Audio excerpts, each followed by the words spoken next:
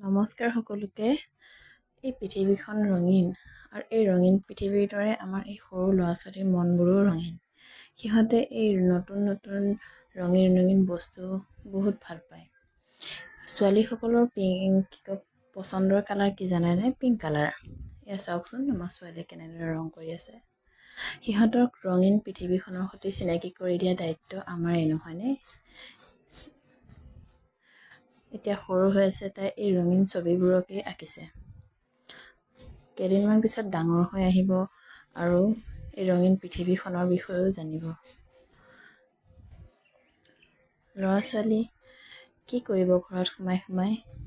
এই ৰংবোৰকে কৰিছে আৰু, নহয়নে বাৰু?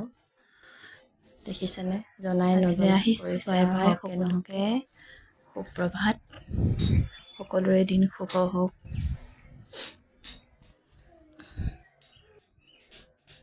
যদি ভাল লাগে লাইক কমেণ্ট শ্বেয়াৰ কৰিব। আজিলৈ আহিছোঁ, বাই বাই।